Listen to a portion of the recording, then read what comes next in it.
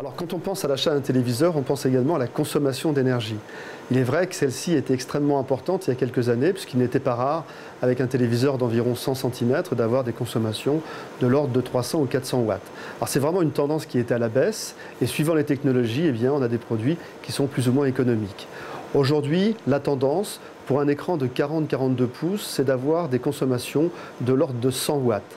Mais certains constructeurs annoncent des produits de l'ordre de 50-55 pouces de diagonale, c'est-à-dire 1,27 m et plus, où la consommation pourrait être également de l'ordre de 100 watts. Alors si on fait un petit état des lieux par rapport aux technologies d'affichage, aujourd'hui c'est le plasma qui est le plus gros consommateur d'énergie, même si d'année en année la réduction de consommation est assez importante sur ces écrans.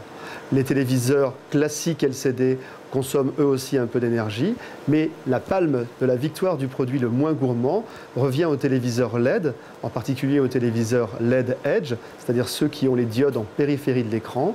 En effet, comme il y a très peu de sources de rétroéclairage, très peu de points lumineux, eh bien ces produits ont une excellente dynamique d'image, sans pour autant consommer beaucoup d'énergie.